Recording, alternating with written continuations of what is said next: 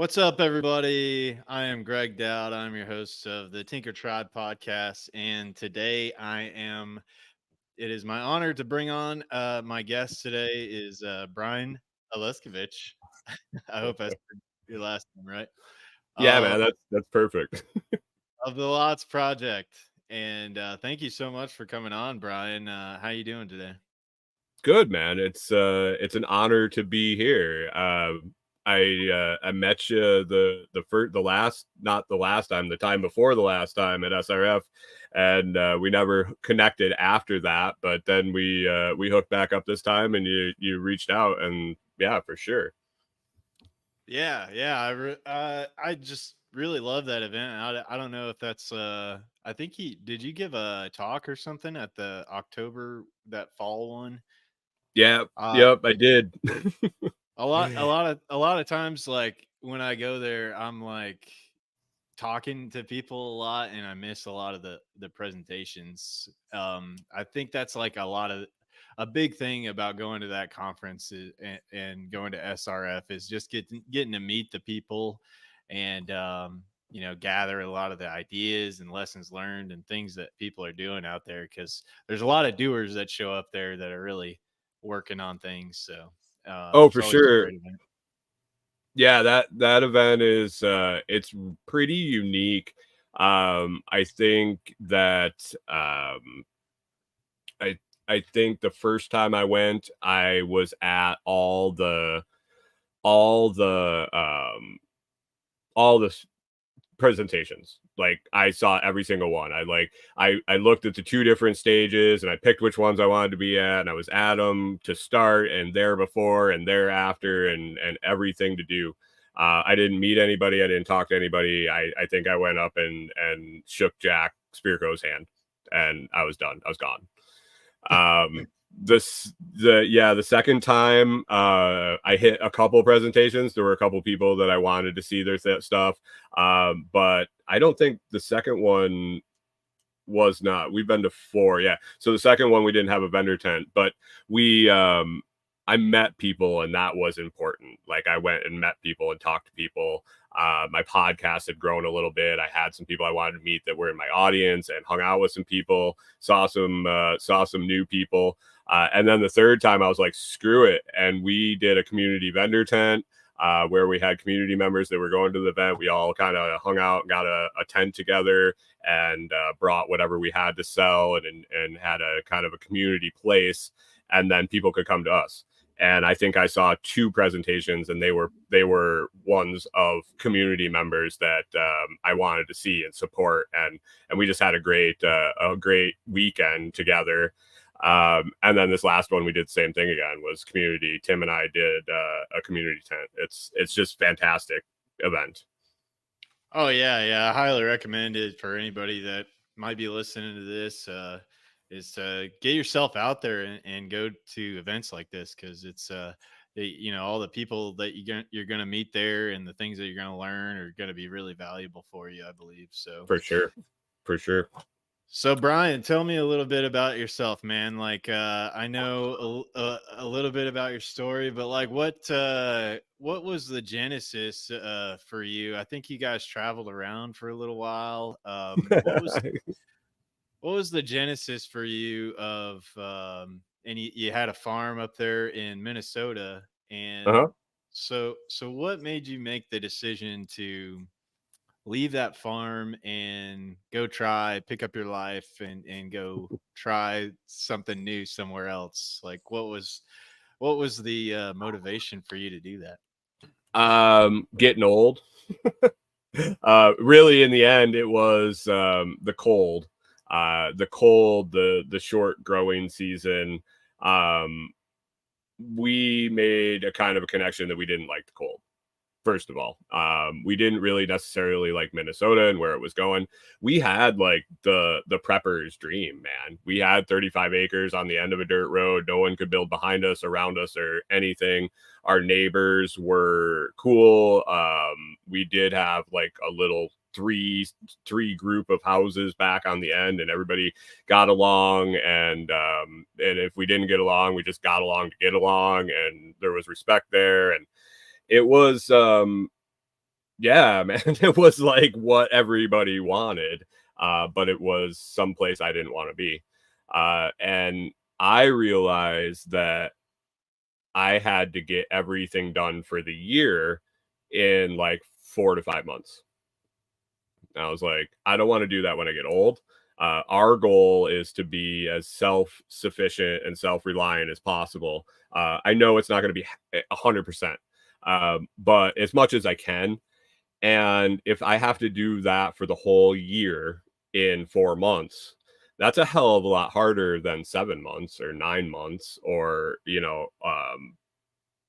shit all year round. Yeah. And so I said, as I get older, it's going to get harder. I need more time.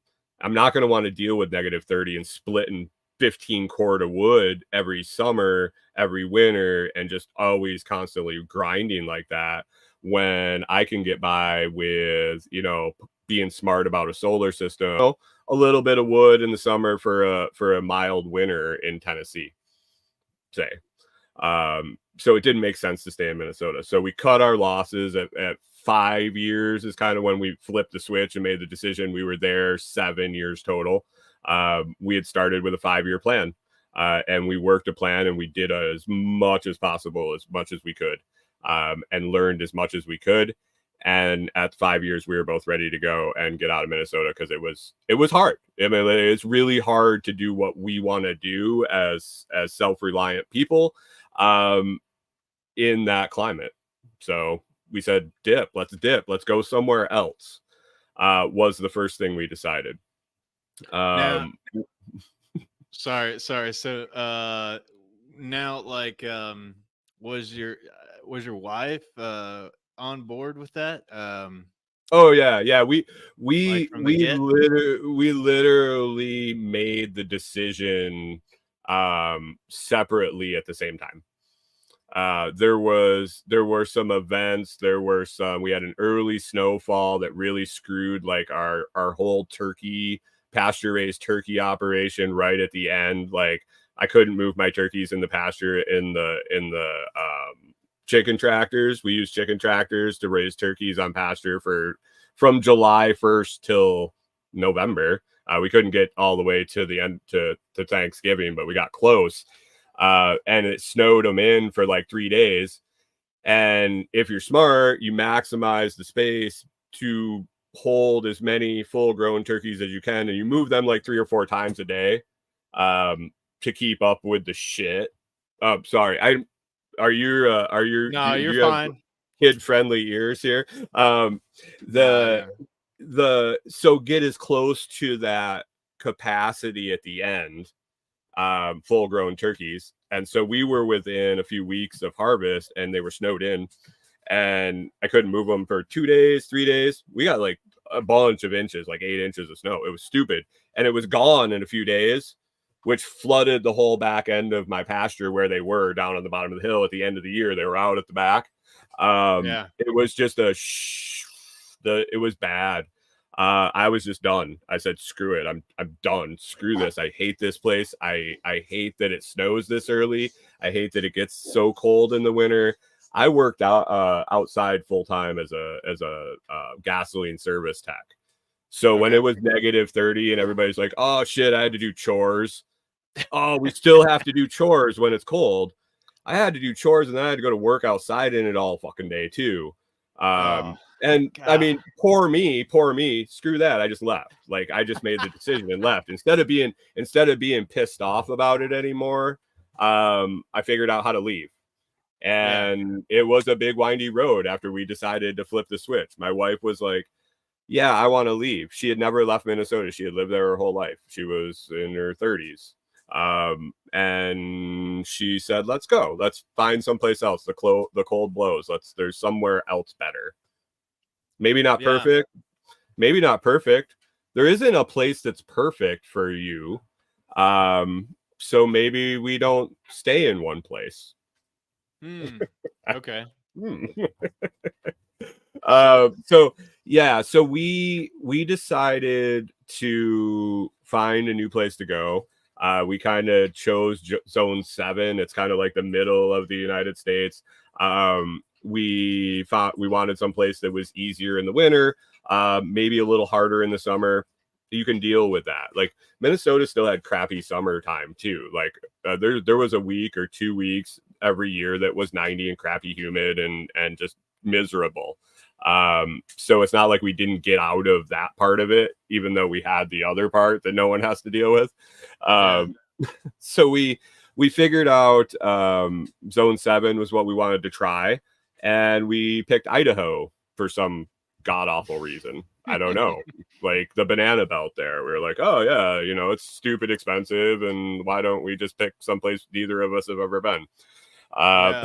So we were going to buy some raw property and take what we learned in the 5 years we were in Minnesota on the farm and build something from scratch. We bought an established old it was not really a factory farm, but a family farm run conventionally.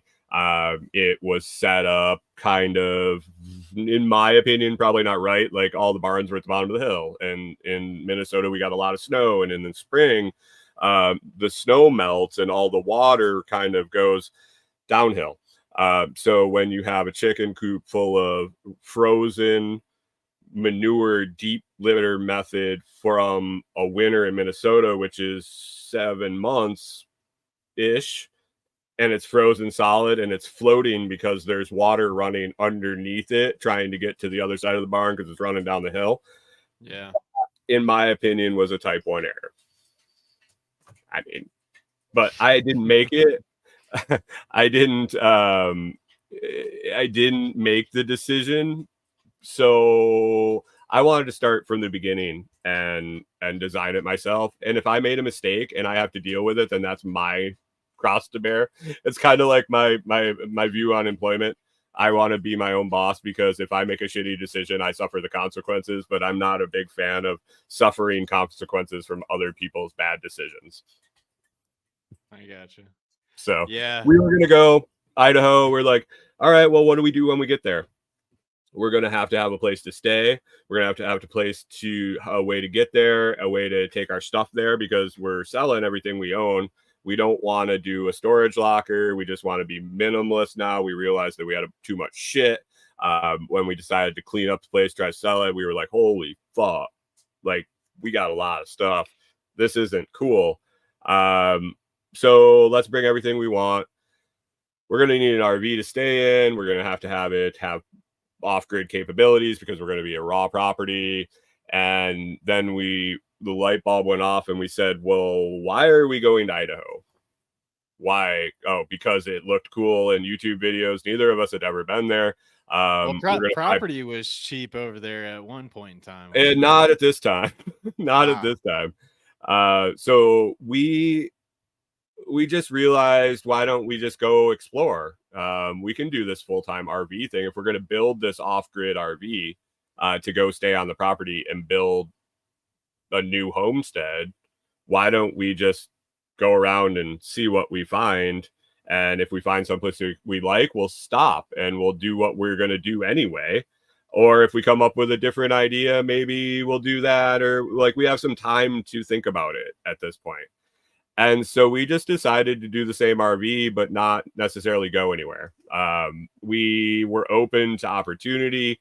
We put kind of the signal out that, hey, you got a project, you like whatever you got going on. I'm down. So let's talk about it. If it makes sense, we'll fit it in.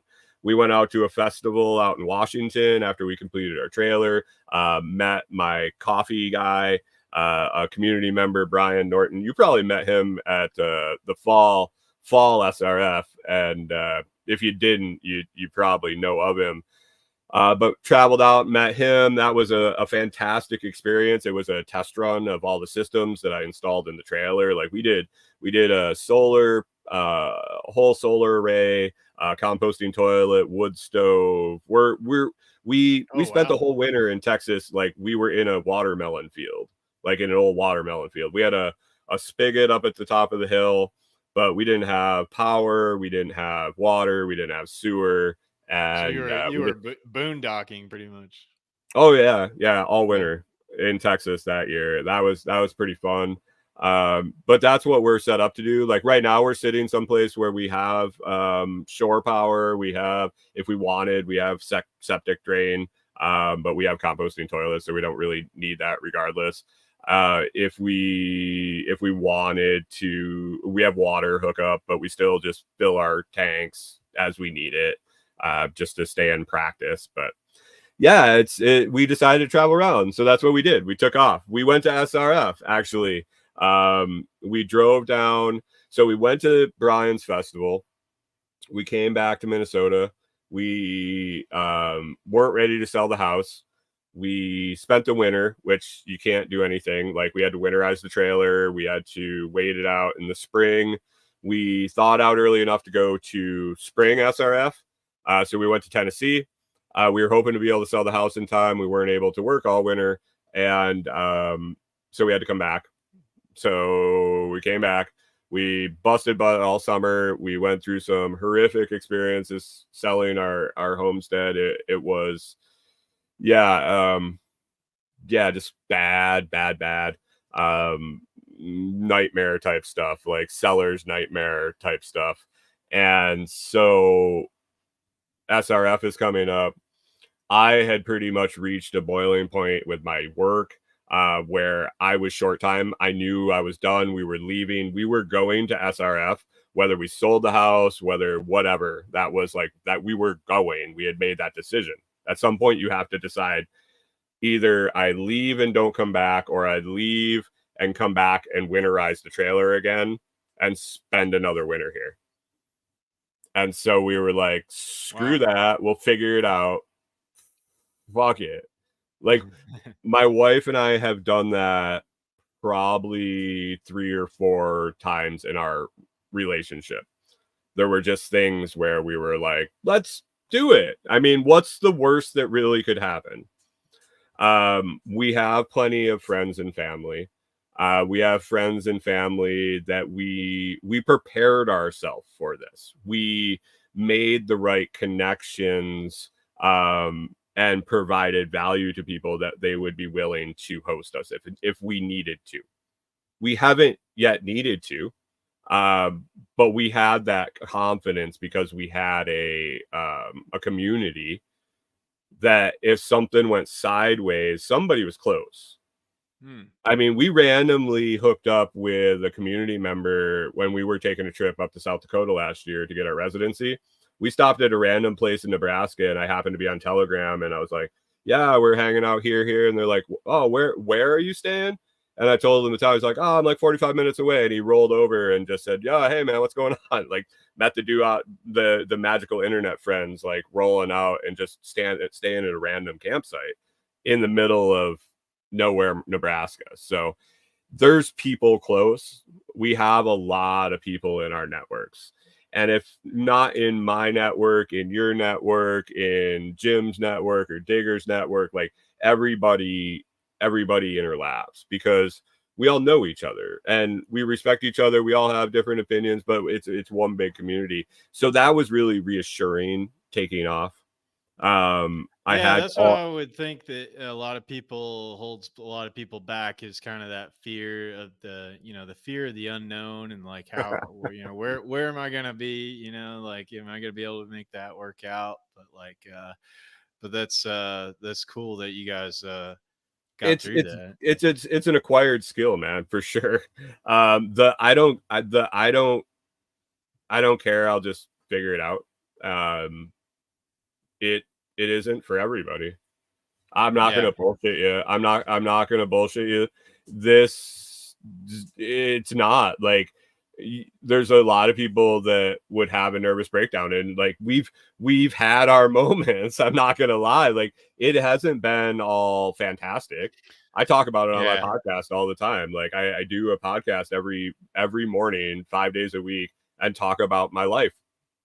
Like talk about what I'm thinking about, what I'm doing. It's kind of a fun morning show. You like start your day off and laugh and have coffee and bullshit. And I've really been enjoying it, man.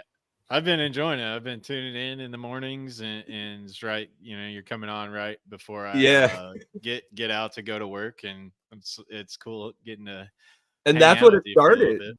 That's what it started as, was before work.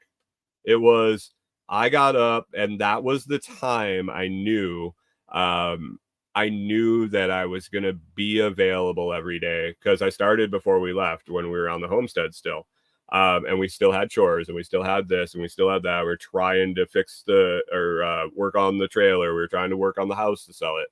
But every morning I got up and had coffee before work. And so I figured out how long I needed to edit and upload a raw file. And from day one, my stuff is live. Like, it is what it is. Like, it is what it is. And if it isn't for you, then I'm not for you. And that's okay. It's not for everybody. I rarely listen to podcasts, to be honest, because I don't want to sound like anybody. I don't want to be like anybody. I don't want to mimic anybody. And if we talk about the same thing, it's because we're interested in the same shit and we looked it up at the same time, and maybe the same sources. But I don't listen to podcasts. I watch videos on how to make videos about other things, and my podcast is like a outlet, I guess. Yeah. It is what it is. It's what I do in the morning. I've done it 688 times tomorrow. And Wow. it's just what I do Monday through Friday. When I wake up, I make coffee, have coffee with my community, and share stories about what the fuck's going on in my life, man. Yeah. Yeah. I've been really enjoying it. It's nice to kind of hear what you got going on, and just kind of hearing somebody else's perspective on things. And Yeah, if there's ever anything you want me to talk about, just say it, because I just like, I'll talk about whatever. And oh that's yeah, I'll make weird like southernism comments in your chat. right. I think Yeah. I commented like you got to watch out for them cyber ninja space aliens sent from the future by Vladimir Putin. Yep. um Yeah.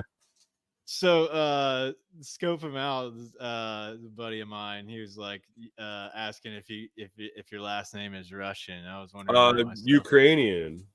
Ah, okay. My buddy's Ukrainian. Scope him out there. He's Ukrainian as well. Yeah, well, that's the story in the family. In the family. Um, it's way back. So it was like, my dad has dual citizenship in Canada. His dad was first generation Canadian, and my great grandfather came over from somewhere. So the name is what it is. And Pippin Knives is saying BSing with the Lots Morning Crew beats just about any morning FM radio. That's it. That's it. yeah, Hell yeah. it's a little chaotic at points, but we have a good time. We have a good time. Now, I don't lose my shit too very often anymore. I had a time there, when I was talking about, like, when I we were getting ready to sell the house, and we went through all that rough patch with all the bullshit going on. In the middle of that, I just kind of like lost my shit at work. Like, there was a moment where I had a thought, falling down moment. Michael oh, Douglas dude, it falling was down. it was an epic falling down moment, where I had worked for a company for, like, I think it was going on 6 years at that point. And the company, I really enjoyed the work. The work was okay. Um, it was troubleshooting, it was problem solving, it was everything from a back room in a gas station, troubleshooting network connections, to being in a sump in the middle of a parking lot, trying to find a leak, or diagnose a bad motor or electrical connections, or, like, it was across the board. And then there was just the regular day-to-day monkey work that you did, changing filters and whatever, just routine maintenance. So it was a really intriguing job and it kept you occupied, but the company I worked for was an absolute shit show. I had multiple coworkers leave and go to another company in the same city that they both took pay cuts to go to the new company and were ecstatic and still are absolutely ecstatic that they still work in the industry, but for a better company. So I always worry that I judge my employers because I'm a dick, that I judge them harshly. But when others confirm it, it's better. It makes you feel a little less insane sometimes. But anyway, I had seen the lackadaisical approach to safety through the whole thing. My whole time there. I was an old crusty, I've been in industrial maintenance. I was like a control room operator at a factory that was a startup that safety really wasn't priority. We were R&D facility, so you do a lot of shit that OSHA would be like, what? But since you're R&D, you don't really play by the same rules. So we did a lot of crazy shit. I've experienced a lot of near miss things. Like, I take care of myself to be safe, but I understand that not everybody does. We had a lot of experienced crew. We really all kind of knew our way around things. And so the lackadaisical safety stuff was a non-issue. But we got some new guys in because we had some people leave that I mentioned before. And we got some new guys in, and they were kids. They were 18 years old, 19 years old. They didn't have the experience to know that their life was in danger every time they went to work.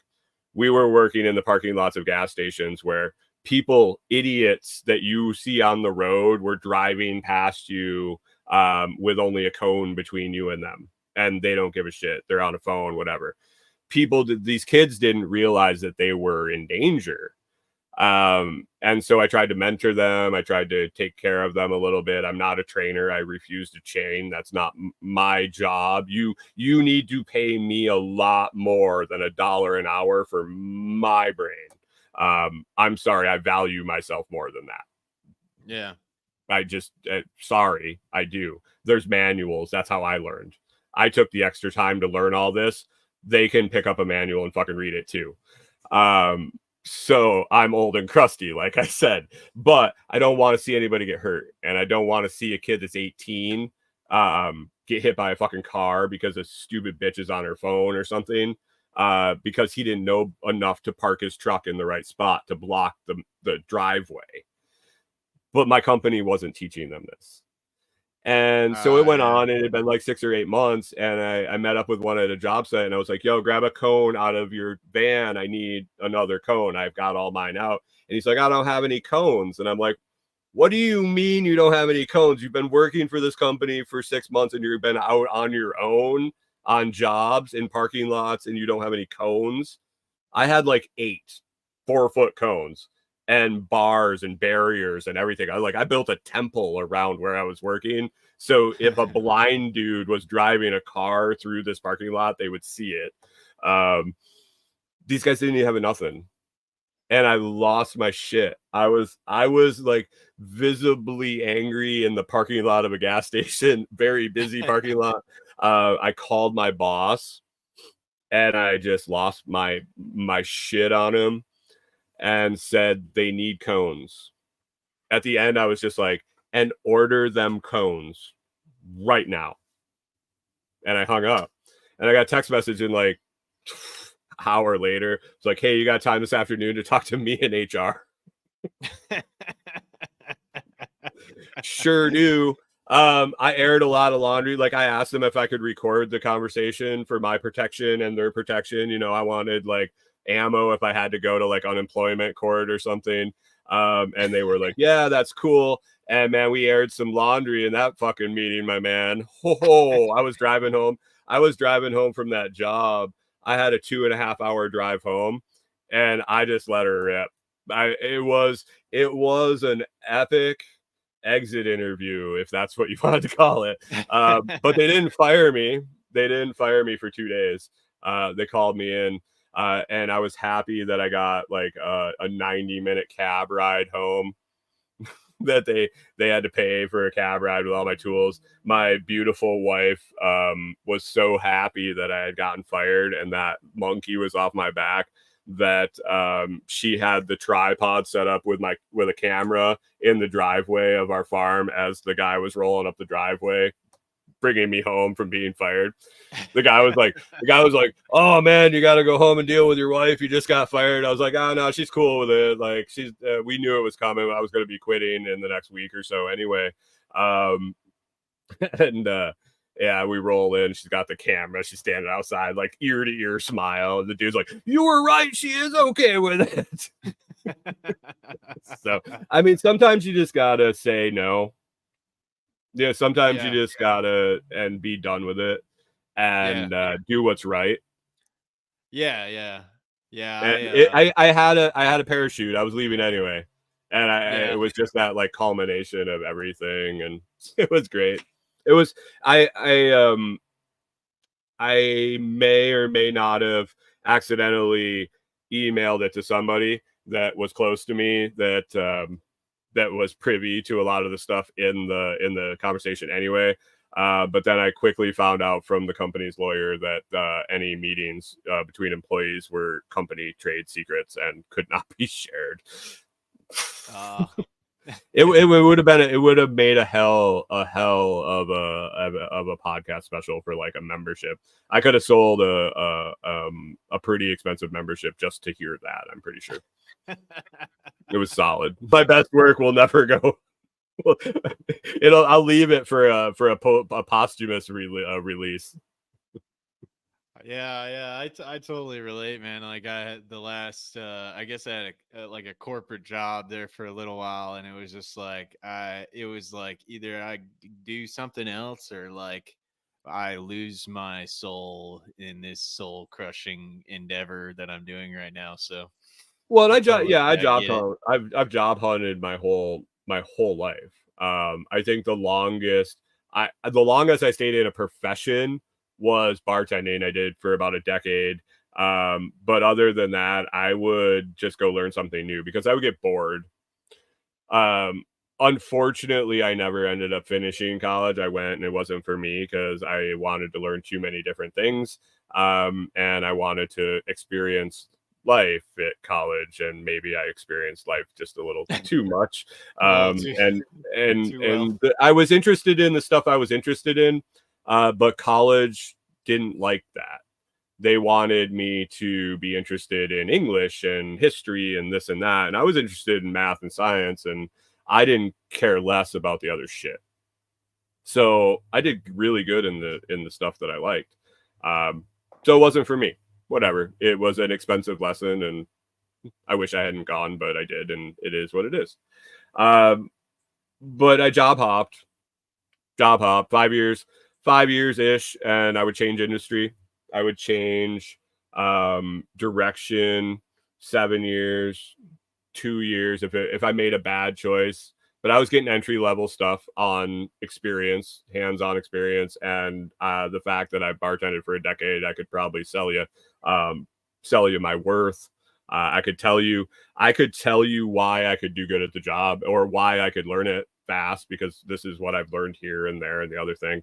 And I was willing to take the low job and work my way up and just learn shit in the new job. We would get to a point where I was making decent money at a job, and I would look at my wife and be like, "I'm fucking miserable. What's the least I could make right now?" And we'd be okay.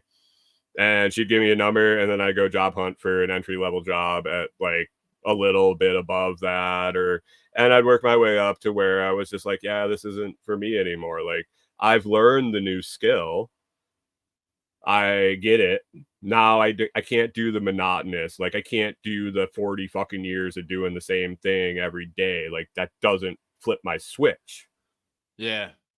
I was listening to maybe it was Jack's podcast a little while ago, but he had a younger guy on, and they were kind of talking about the difference in the generations, like the younger generation now and his generation, which I guess he's like in the Gen X area or whatever. But he was like, Jack and I are close. We're within a few years, not that close, but close enough. yeah, but he was just talking about, he was like, we'd embellish, on our resumes. It's like the younger generation, is maybe afraid of breaking the rules, and so they may not, but they stick to like what they are familiar with, and maybe not put themselves out there so much on trying to go after certain jobs or whatever. But I thought The that was scariest that was part is interesting. they have the ability to know anything they want. Yeah. So learn something and just say you know how to do it, because you do. Yeah. And if you don't, you can figure out even more. Like, I if mean, I most have to have places it, they hire you and then you kind of learn on the job while you're there. So, yeah. that was always my killer. I was like, so tell me about your training program. Right. It's a fair question, I think. Hmm. And then when they would be all really proud of their training program, I was like, so really, an employee really doesn't have to come in with any experience, because your training program should be sufficient enough to take a generally intelligent, skilled person and show them how to do the job that you're asking them to do, right? Yeah. Yeah. Oh, so the lack of experience that you wanted, the 8 years of experience for this job, is just bullshit. Yeah. Yeah. It's an entry So, level fucking job. Why are you listing it on LinkedIn with all these, like, I want a master's degree for an entry level maintenance job? yeah. I'm like, why? Yeah, exactly. Like now I do feel like, cuz I went to college, and like coming out of it, they like work experience meant a lot more than having the degree, in my opinion, It was like the going check out and mark finding on the work. resume was the degree. Yeah, yeah, pretty much, yeah. But That I didn't have that check mark, and I didn't have the check mark of relevant experience. And the greatest part was when I got hired for a startup, it was the easiest interview process at all. Like, they didn't they I was willing to take the low pay that they were able to pay as a startup. We were doing waste plastic to synthetic crude oil recycling. Um, oh, cool. first industrial size application facility in the United States, and we ran it in like an office park. it was it Wow, I was didn't even it know was anybody was doing that. I they're probably not anymore. It Oh, didn't. they're not? When the price of oil crashed, it kind of tanked the project. And then our vendor that sold us the technology, or the equipment that used the technology, uh, they went a different direction. I still follow them. They're a great company. Agilix out of Oregon. Now they have Cyclix, but they do styrene recycling. So they're taking polystyrenes, plastics, and recycling them back into liquid styrene, and making a great dent in the community, or in the environment, really. I'm not a hippie Greenpeace guy, but man, if we can get plastics and take care of shit, that's not a bad thing. They went that direction. Our company went the recycled waste oil into bar oil and other lubricants. Um, and so they just kind of went different ways. It was really cool. It was a great experience. I commuted 90. It allowed me to buy my farm.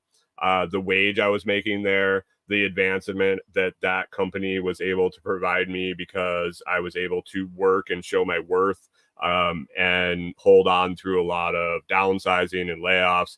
It allowed us to buy our farm, and then I commuted for 2 years, 90 miles each way, like working 12, 13 hours shifts um Wow. to not to pay for the farm, but it was like what the wage helped us qualify for the farm, and the Yeah. end goal was to get jobs closer. But I stuck it out like 2 years. It was this weird rotating schedule.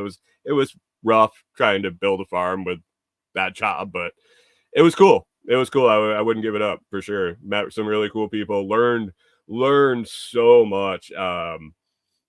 When your employee is number is under double digits, you kind of know everything from the ground up. and it was unbelievable experience to learn that technology and that system and meet the vendors and everything, and learn how all of that works.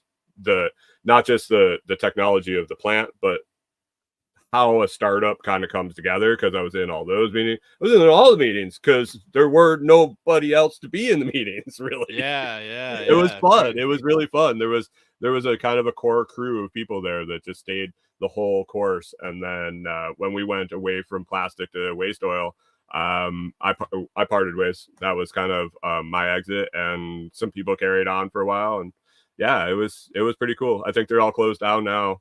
But yeah, it's cool. It's weird when you job hop and you're open to opportunities like that. What pops up? Because I So had just left. I was unemployed when and I answered a Craigslist. Just it looked scammy as hell, and I just happened to apply, and they're like, "Yeah, come on in." I applied for some like uh, first entry level job, and they're like, "Hey, you've used computers before, right?" And I'm like, yeah. "Yeah." one or two. Um, and they're like, "Well, would you be interested in maybe a control room operator job instead of like the guy that vacuumed out like the end ash stuff and like clean things? It's just like a charcoal mess." And I was like in an air conditioned office up in the tower with a array of like 6 computers, and I'm like, "Yeah, I'll give that a shot." I'll try. I'll do that. Give her a go. Yeah. There's training, right? No Yeah. one in the world knows how to run this thing, but we're gonna figure it out. Let's give her a rip. Yeah, yeah. Yeah, my buddy runs his own small business, and what he says that for the people he hires, he's like, we don't have any training. It's like you got to figure it out on your own. Basically, it's like good luck. But Ask questions. I mean, ask yeah, questions. Like, there's people yeah, around you that know what they're doing. yeah, absolutely, yeah. That's My best friends were the people that built the system and were installing it. I was lucky enough to be there before they left, and I was on like their hip every day. I yeah, picked a different guy that was doing a different thing to the thing. I saw the inside of everything before they sealed it up because it was all under vacuum. Otherwise, it would explode. So there was no eyes on what was going on. It was all sensors and pressures, just like running a refinery. So you're running blind. And when you're repurposing stuff, this like when you're doing something that's nobody's doing, there's no equipment made to handle it. Like all the specs are kind of close. Like we can kind of make it work. We can kind of do it.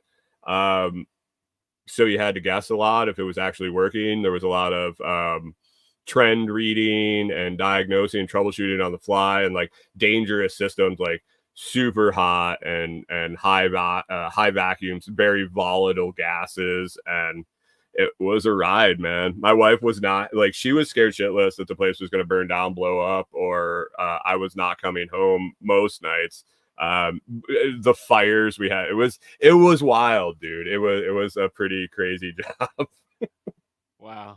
And most of the times it was super boring, like god awful boring. Like you'd go and you'd clock in at it's 5 in the morning, and you'd sit there and you'd drink coffee till like quarter to 6 in the afternoon, and the next guy would come in and you'd bullshit for like 45 minutes, and then I'd drive home. And that Oh, was like a lot of it we got paid to just do nothing because we weren't operational, and it was a startup and vendor funding, and they just had like payroll and they didn't have any operating expenses, so they kept us on so they didn't have to onboard new people, so we just go play cards all day.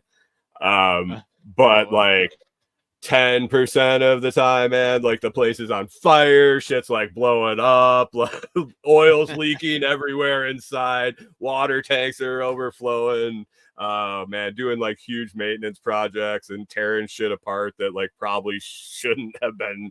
And yeah, it was, So is eventually the oil prices like that? This is one of the things that makes me like convinced that none of these politicians or any of these people even care about the environment stuff that they claim to care about, because there's technology like you just talked about where you could start recycling waste plastics and turning them into something usable again, and nobody cares. nobody cares about that. It's You it's don't really about. even need to do that. You I just mean, there's some need to. economics involved, like you were saying, is like the price of oil Yeah, there changes. was a So. break even point. It was we were really tied to the Bakken oil fields because we were in Minnesota, so the oil sands out in North Dakota. Um, we didn't make enough to even put a blip on a refinery's radar. We just didn't have the capacity or the technology yet. And so we were selling slugs basically. If you've ever heard how a pipeline works, they'll run one grade through and then they'll send a slug through, which kind of clears the line, usually to be like a dyed color or different consistency. So the guy at the other end, when it changes, he knows that and then when that's gone, it's got to be a different viscosity. So it just like stays as a slug, and then they know what's coming next. So they kind of know where that change is. So that's what we were. Ah, okay. So we were. Sorry. Oh no, you're good.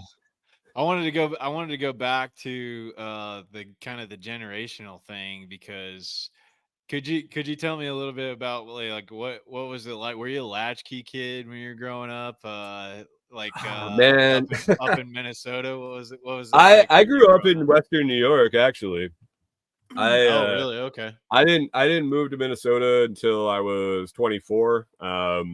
With my ex-wife and her half of her family lived in Minnesota. I came from Western New York. I grew up like small town school with like my graduating class was like 150 kids, I think. We had like it was a big soccer town. Everybody that was anybody played soccer. The football team was kind of mediocre, and like all the Friday night lights from Texas kind of stuff. That was like our soccer program in the area too. It was kind of like kicking off in that mid 90s, World Cup in the United States and all that shit. I played golf. I spent a ton of time on the golf course in the summers, just walking around by myself, playing golf, learning a skill, and yeah, like just normal bullshit. Thought I was Well, going to I be. mean, there's kind of I mean, there's a big difference even between me and I've got younger brothers, and the age difference is probably about 3 years, I think. And I was born in '86, and the difference You're between young. the difference between me and them is significant because I think me Are they and younger my than you? yeah, they're younger than me, so Okay, my you're 86. I the was next 78. okay. Yeah, so the difference So between yeah, I me mean, and my brother that's like 3 years younger is pretty significant. Like it seemed like they kind of got into the social media stuff and all that maybe in high school or stuff like that when it was first getting kicked off, I guess.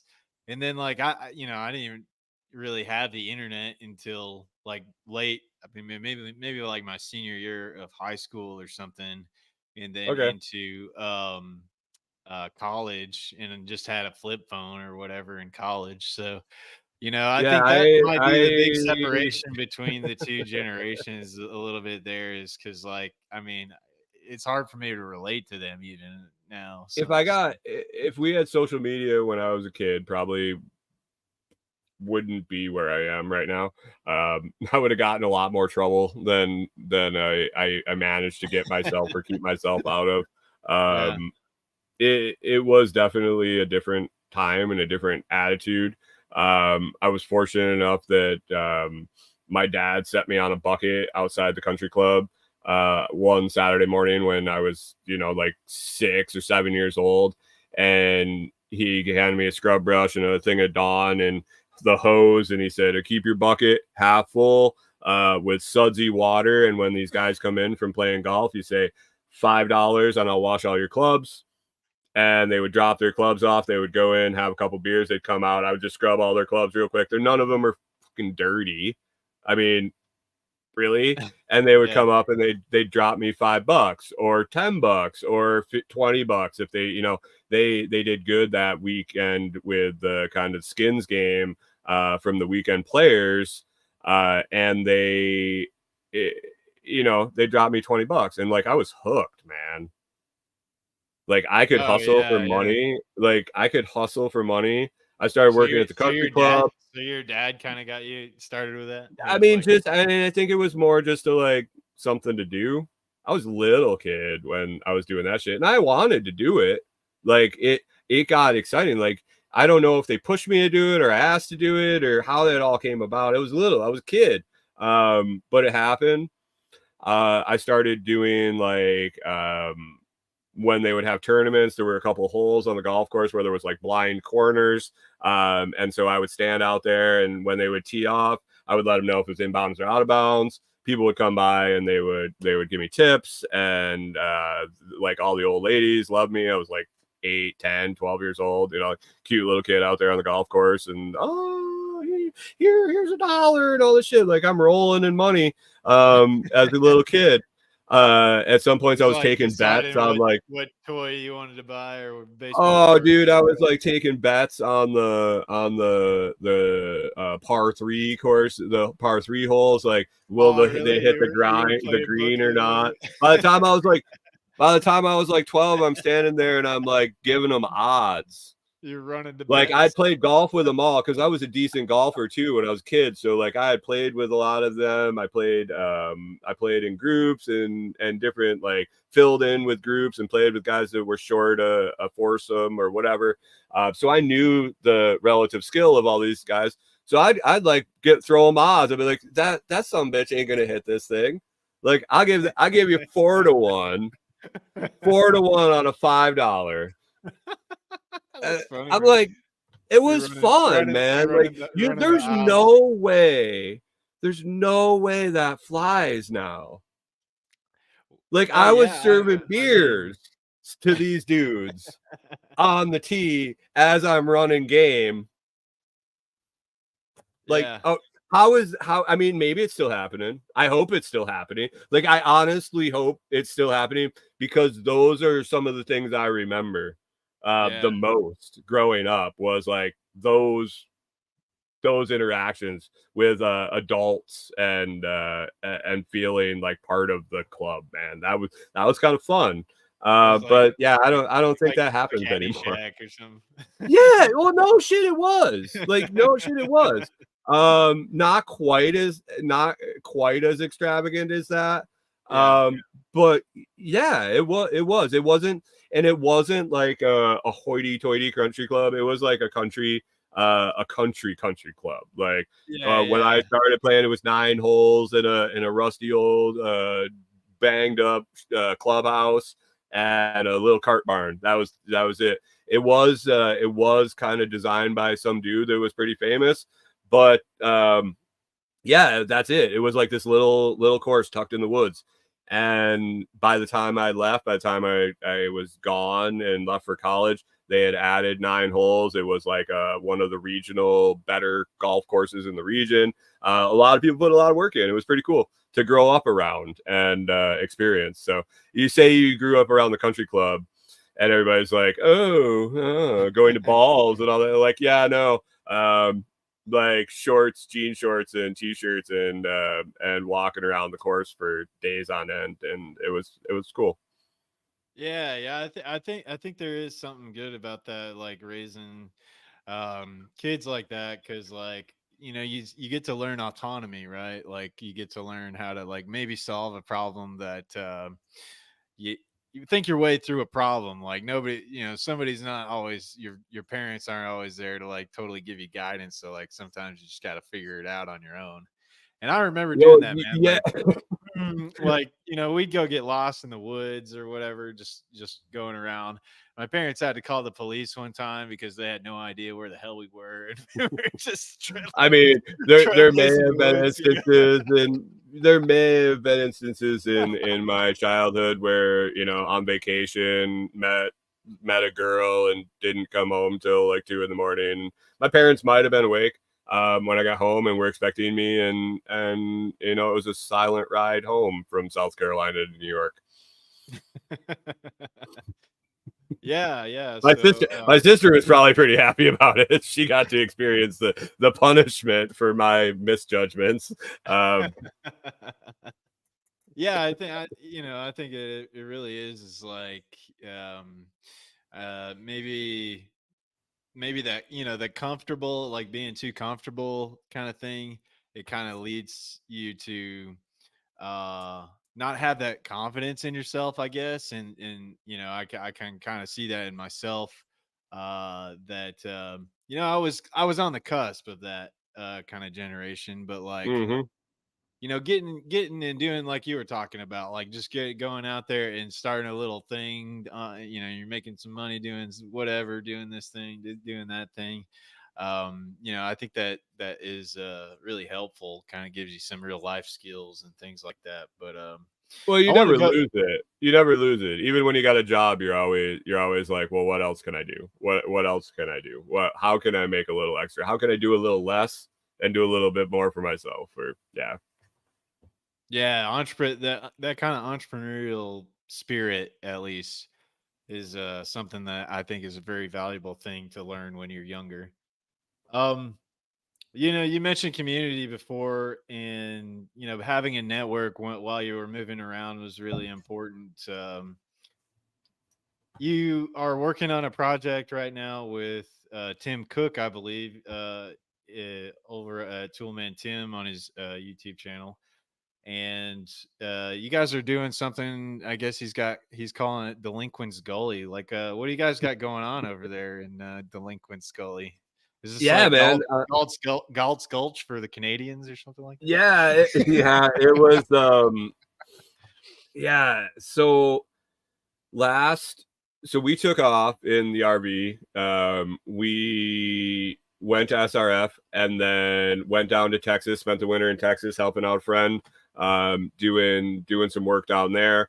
Got to spring and we knew we didn't want to spend the summer in Texas. Like that was a given. We got 3 St. Bernards and a travel trailer with us. We don't want to spend Texas summer with that. That's a Tennessee's that's a lot of dogs that have in a travel trailer with you. yeah, man. Well, when you buy them, when you got an acre fenced in and 35 acres to walk them and shit, it's a way different. But you make that commitment, and we weren't going to wait around till they were gone to do it, or we just would have never done it because I mean it's a long time.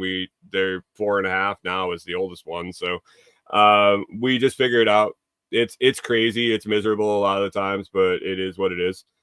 We'll figure it out. But yeah, so no Texas, looking for somewhere to go. Our intent when we took off and traveled was we wanted to find some place to buy our first property. We don't plan on necessarily staying in one place ever again, but we wanted a place we could always go. We wanted a place that we knew we could go with the resources we have if we go somewhere else. We wanted kind of that home base. We wanted it to be someplace that was temperate, that we could like the zone 7, the Idaho is what we were looking for. We wanted to spend a year in a place before we considered buying property in the area, just to experience all year round. And it could be an anomaly year, but you get an idea of the community and the area, the climates, and a whole climates in way different, not just weather. And so we were looking for where we were going to go. We spent way more money in Texas than we had planned. And so I was kind of feeling out networks, and man, Tim bought a property here in Tennessee, and he originally bought 10 acres, eventually bought another 5. But I was like, hey, dude, maybe come up and check out your property, see if there's something I can help you with, maybe figure out how to monetize it a little bit. He's limited to 6 months a year down here. So maybe when he can't even possibly be utilizing it, maybe we can be making some money from him.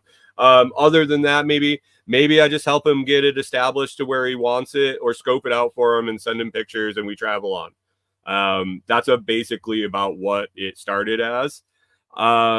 And so I started poking around for places to stay in Tennessee, trying to get close to where his property was. I didn't even necessarily know where it was. I just knew it was south of Camden. And he said, I found a community member that was leaving their RV spot that we're currently at. And they said, yeah, it'll be available. This is the price. And it was unbelievably reasonable price. And it's going to be available here. Give them a call. I did. I said, it's cool, we can come and this and that. And they're like, yeah. And I called Tim and I was like, oh, dude, so where do you have a pin for your property? Because he was buying raw property, no structure, just parceled up raw property. He sends me a pin, and the place I randomly found was like 12 miles from his property that he had bought. Just wow. happened to be. So I was like, dude, I just got a place that I can secure. We're gonna book it for like 6 months at least. We'll come up, we'll spend the summer. We want to check out the summer in the area anyway. We had been to Camden a lot. We knew we wanted to kind of check out Tennessee as a possible. And so we got there, and we had boots on the ground on his property before he did, which was kind of fun.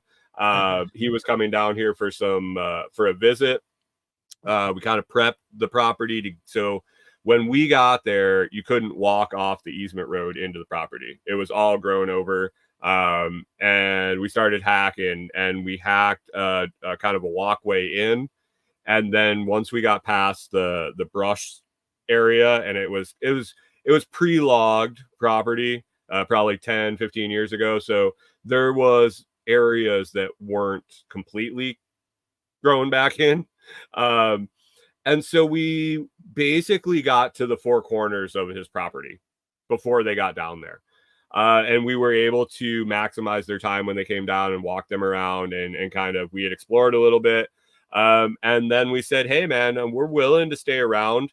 We want to spend a year in a spot.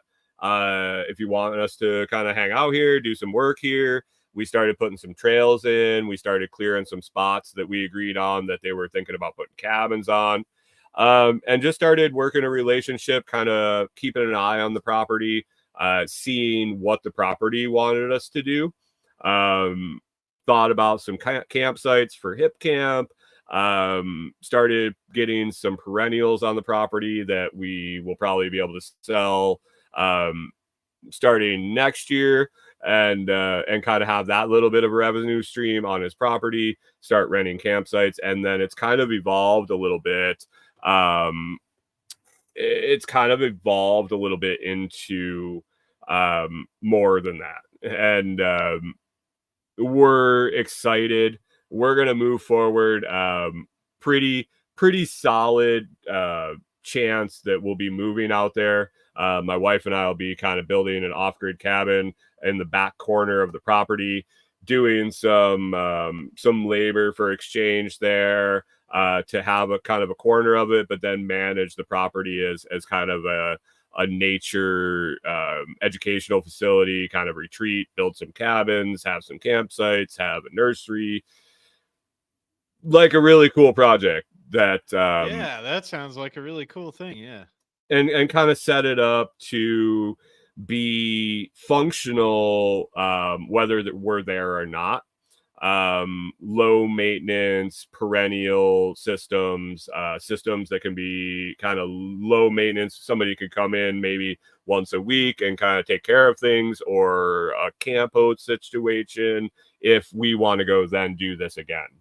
So we're comfortable with the area. It was getting to a point where we were going to buy something or do something. We spent our year here and we were happy. And it was just about the right time. Tim came down. We talked about some stuff. We explored some stuff, and we're really getting excited to kind of move forward with it and finalize things. But it's a pretty solid.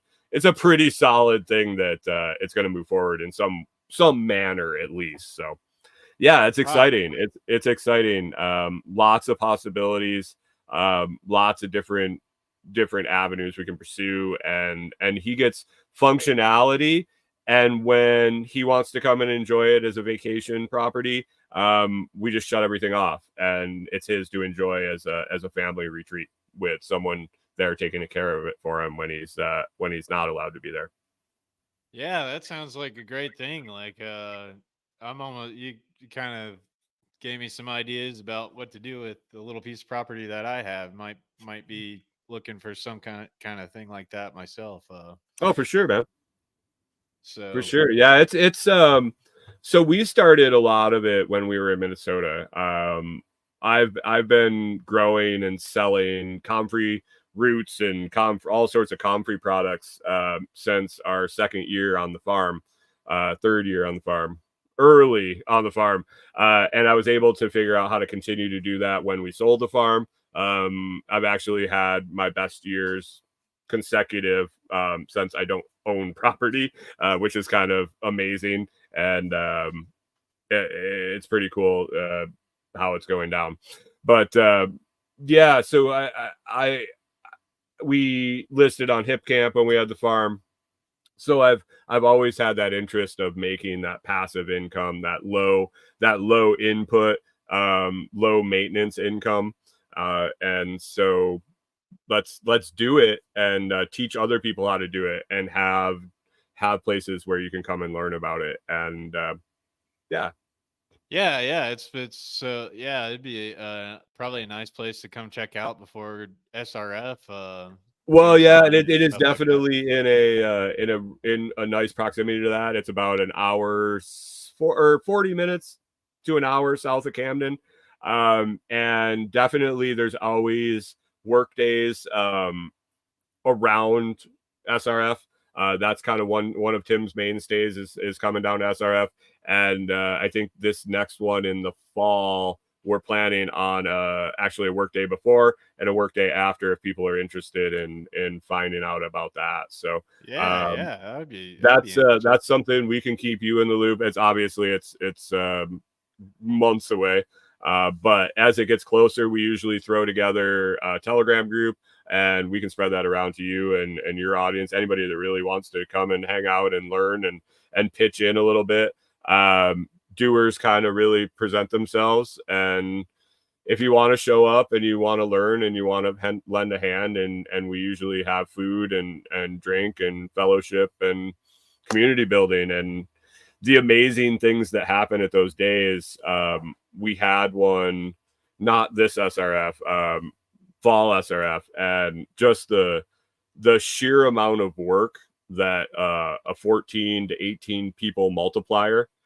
Corey and I, my wife You and can I get a had lot been, done with that amount of people. Yeah. yeah, my wife and I had been like hacking away as much as we could with our like a machete, and we did the grunt work, like clearing the rough trails. Man, this workforce just descended on this property, and we built an 8x8 cabin. We built a bridge. We cleared an ungodly amount of trail, like not cleared it. We had like a path, like a one person path, hack your way through all the overgrowth. We had a couple guys with loppers and another guy with a weed eater, and they took that path to like 6 to 8 feet wide and to the skin. Like it, like, sorry, my Saint Bernard is like itching in the camper. We're not having an earthquake here in Tennessee. Don't worry. The new Madrid fault did not just rip off. No, it's cool. It's the dog over there itching his ear. Oh, nice. But yeah, it was amazing to see. We had a community member that cooked, brought pulled pork. We hooked that up in a off grid convection oven, and we just made it happen. There was no power. There's no water. We just did it. Yeah. And these next ones are going to get really cool because we've progressed now. Tim's just ending up like a 50-day stay in the US, maybe. I don't know how many days it was. I don't want to get him in trouble if I'm like overblowing his day. He has it down to he knows exactly how many days he can stay here and not get like deported or something.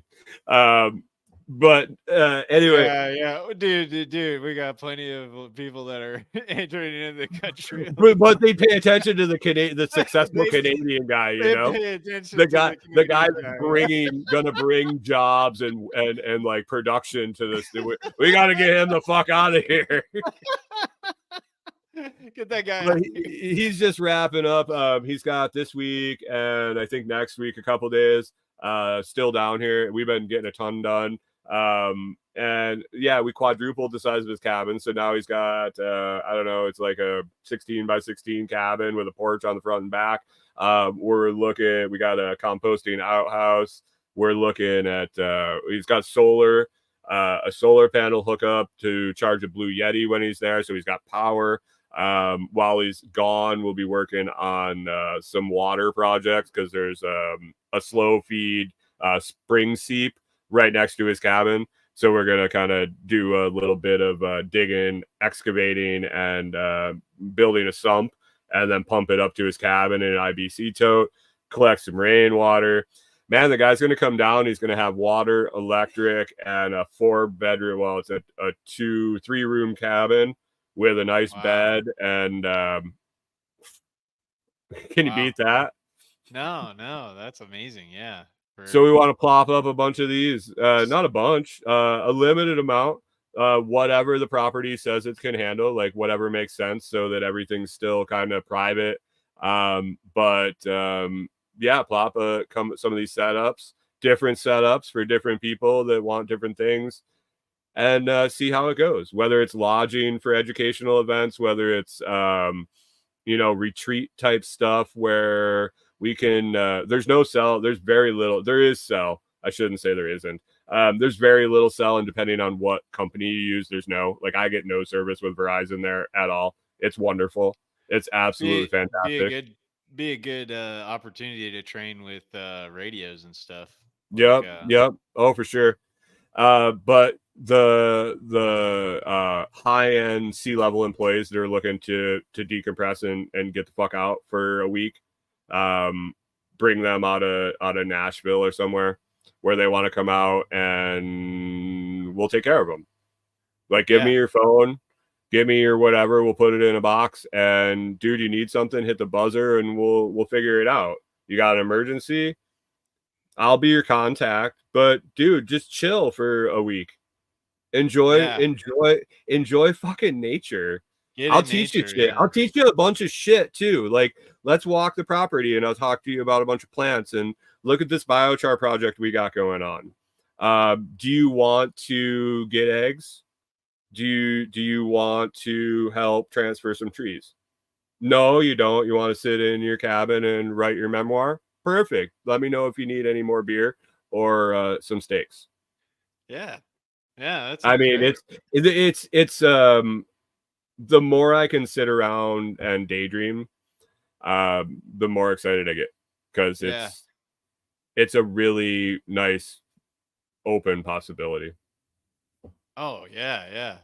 That's and then we're going to duplicate it on another property or with somebody else or a different location or a different concept. And make use of some of these places that just we're not intruding on the usefulness of the property.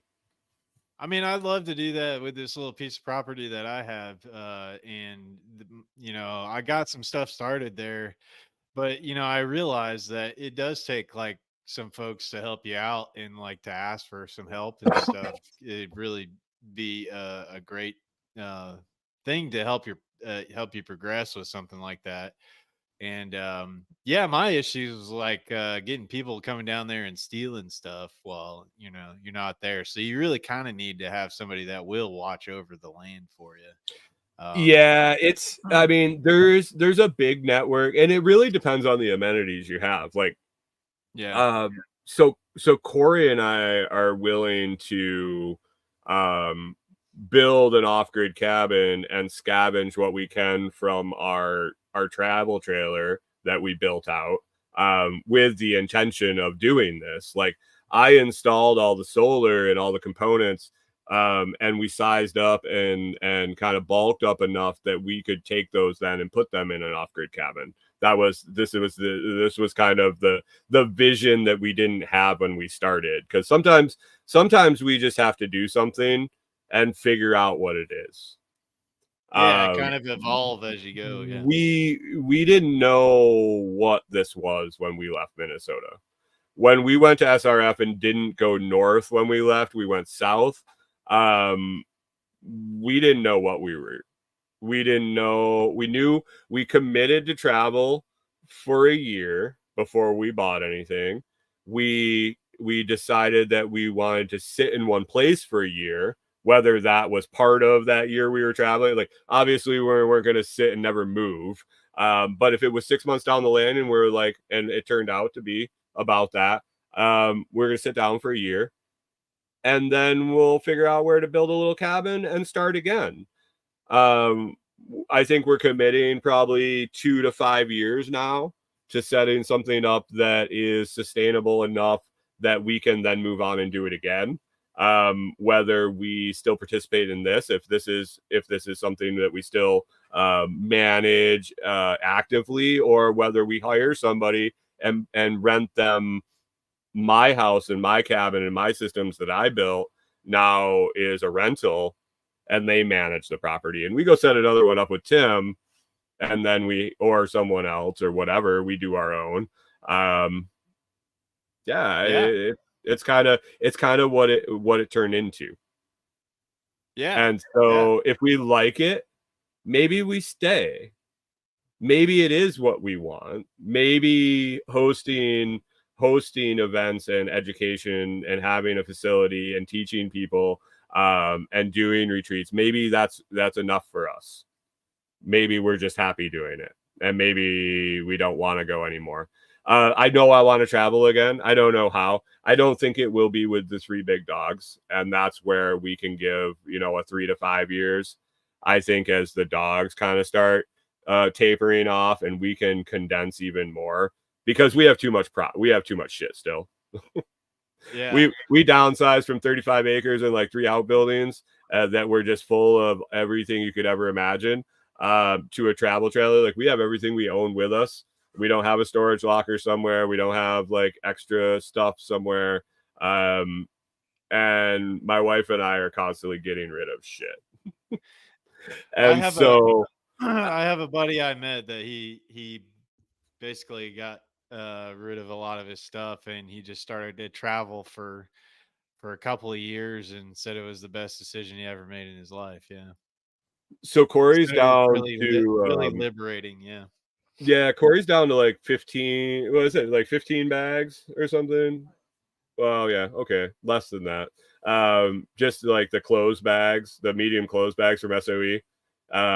All her stuff is in bags, and they hang on the wall of the trailer. It's because we don't have dressers and all that shit. So she could basically take everything she owns and throw it in the back of the truck in 3 minutes. Yeah. And I still have all the cabinets, and so we have separate rooms because I do karate and snore at night, and she likes cuddling with the fucking dogs better than me anyway. So we just figured we got a room on either end of the camper. Let's just have a workspace in our room, and we're actually going to set our cabin up that way. It works for us. It might not work for everybody. It works for us. But I still have all the cabinets, original cabinets from the camper. The rest of it was all pretty much stripped out to nothing. So I can't really do the hang the bags on the wall, but that's my intent too. So if we end up having these cabins, we can set up the walls with the hooks, and we just come in and hang our gear.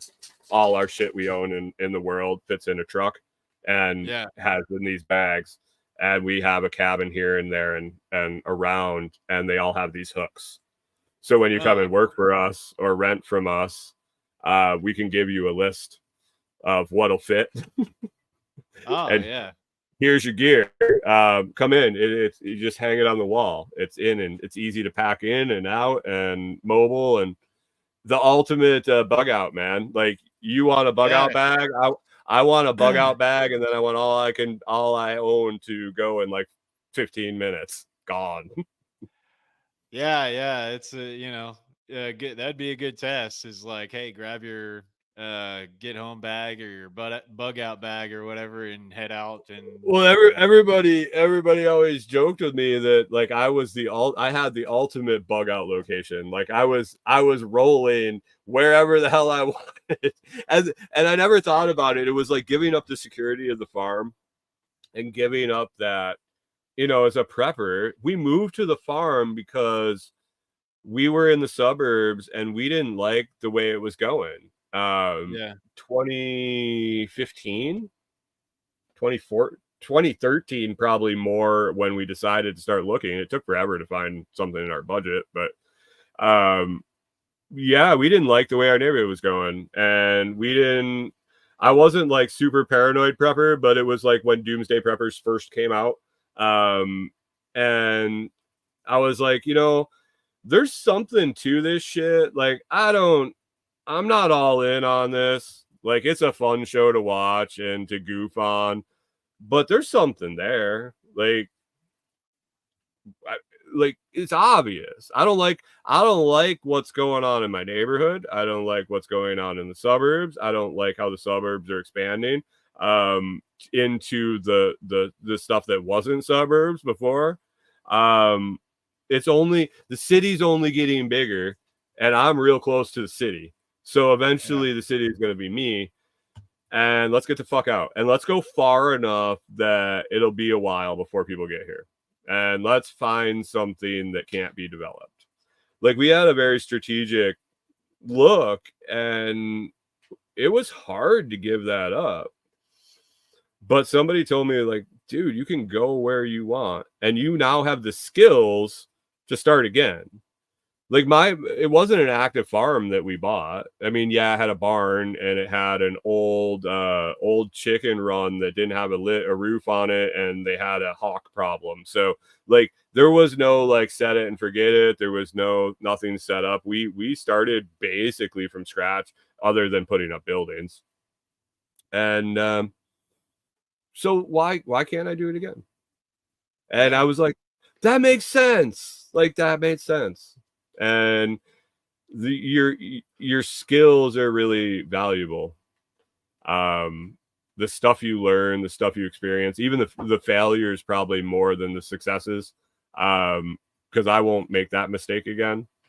Like, I don't do that. Like, I make a lot of mistakes, and I try not. I can't say I never make them twice, but I really try to avoid it. I try to learn, especially the important shit, or the expensive shit. I make a lot of expensive mistakes.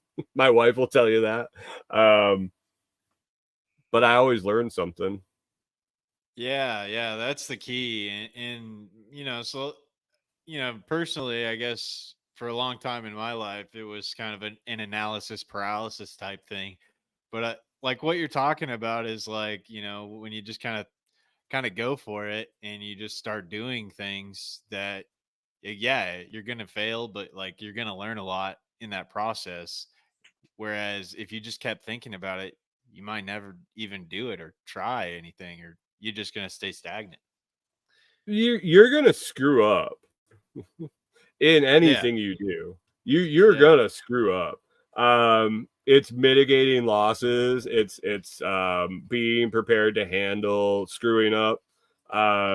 When we decided we were going to move to a farm, just like when we decided that we were going to move into an RV, it took about 2 years to get there. It took about 2 years from the time we were going to buy the RV till the time we rolled out. It took just about 2.5. Same with the farm. It was a longer timeline. But in that whole time period that like we were looking for the farm or we were buying the RV, I was researching what to do. When we walked onto the farm day one, I had a binder of stuff I wanted to try. I had researched on how I wanted to do it. And so then I just fucking did it. And I did it all.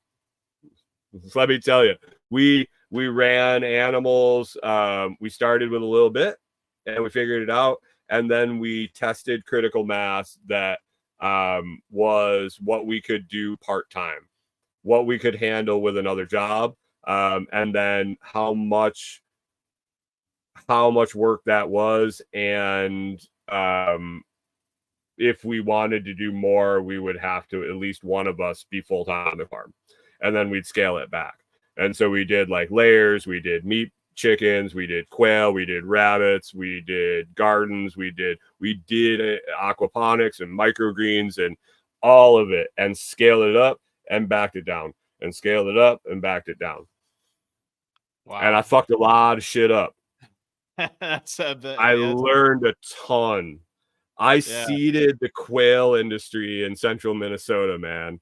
I sold fucking quail eggs. I sold chicks. I ran a sportsman incubator for, it was like 15 and a half months straight, loaded full.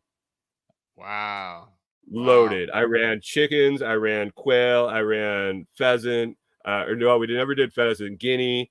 All sorts of shit. I sold baby chicks. I sold day-old chicks. I sold grown out quail. I grew raised birds, 8 weeks, 12 weeks, 15 weeks, and whatever the hell you wanted alive. And then I also sold them all dead as pet food. I sold into the raw pet food market. I sold into human consumption markets. Let's do it. Let's be so fucking busy, our heads spinning, and figure out what we like and what we don't like. And when we figure out what we like, we do more of it. Yeah. And if we hate it, we just stop it. Stop. Don't do anymore. Now, did you always have that mentality, or was that something that you kind of developed over time? Was let's try a bunch of stuff, see what we like and what we'll stick to, or is that my kind of go-to? Try it every yeah. I mean, like, were you always kind of like that, or was I'm a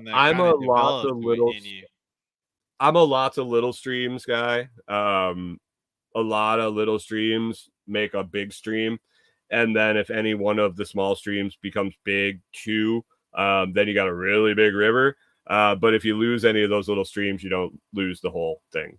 I would love to make money 100 different ways every day. I've worked really hard in a long time getting stuff set up that I don't know where it all comes from when it's deposited necessarily. And it's not a lot, but it's growing, and they're all growing. Like I'll get PayPal deposits for affiliate stuff that I sell, or links, or blog articles I wrote, or stuff I put out there that's out there forever, and it will be out there forever. Or links that I have in YouTube videos that we have 1,300 YouTube videos, and the podcast, all the show notes, and just all of it. It's a long body of work, and I didn't focus on any of it. Like, I'm horrible at this. I'm absolutely horrible at I'm not a podcast guy. I don't know how to promote a podcast. Could I figure it out? I'm sure. Would I hate my life if I was doing it the way I would have to do it to make it like the big podcast? Like, that's not my goal. Yeah. Do I make a little money off it? Do I probably break even? I mean, probably. The community that I built is invaluable. So monetarily, it's a lot. It's like a wash. Like, I don't even think about it. Without my podcast, I wouldn't have built my community that everybody benefits from. I'm not just saying my community because they all help me. They all help each other too. But yeah, the affiliate links, the incremental stuff, the emails from a company, and hey, dude, you made $46 last month. It's $46. It's like, whatever. It's $1.50 a day. But if you have 100 links out there making $46 a day, yeah, or a month, or whatever. And so I just dabble at shit, and I do a little bit of it, and I get a little traction, but I'm not really a big fan of the gimmicky shit. But at some point you got to make money. Yeah. So, finally got my YouTube big enough to do the Amazon influencer stuff, and that's kind of fun. Making money. I see that you do a lot of the gear reviews on your channel. Yeah, and they're not even really gear. They're not even really reviews. Basically, I talk about it because, basically, I get these items from these companies, and they want videos done right away. Thanks for coming And by, Digger. hey man, have a good night, man. And so I try to get it out in a timely manner. So can you really do thorough testing and evaluate a product right up front? Basically, I do a lot of first look stuff, first impressions. I use it if I really like it. I'll talk about it more. I've started doing Amazon Lives on Sunday mornings, which is like a weekly spotlight. So I'll talk about whatever product you want to hand me. Like, I'll talk about it. I'll tell you what I think of it. I don't ever agree to a positive review. If I have a bad thing to say, I usually reach out and say, do you want me to do the video, or do you want me to just throw the product in the trash? Because that's where it's going to go after I do the video. I try to spin it in the best light possible. I don't like trash on people because I'm trying to sell products. It's the thing. Like, a bad review doesn't sell me any fucking product. So, but I'm not going to shill shit. Like, the stuff that I'm going to say, go and buy it, is stuff I'm actually still using. But sometimes you got to make money. So I found somebody to learn from, and I'm doing what I got to do. You can kind of be your own deal. Like, you can be yourself, and it can be a quantity versus over quality mission. It can be a quality over quantity mission. You can target high-end items and do super high-end videos and have a few sales with super high commissions, or you can do a shitload of $100 or less products and get a lot of traffic and talk a little bit about the product. Give a little background about it, read the specs so people don't have to read the listing, and people buy it and you make a couple bucks. Oh, okay. So is this instead of just like putting a link down, it's like really like actually doing a review? When you're on Amazon and you look at the pictures under the product, and then there'll be like videos. There'll be a couple of videos usually from the company, and then there'll be ones that say earns commissions. That's those videos, and then there'll be like customer reviews. So mine are there. So if you watch one of those videos for over 30 seconds, if the video is under 30 seconds, if you watch the whole thing, but as long as you watch 30 seconds and then buy the product, I get a commission. So it's like super warm leads.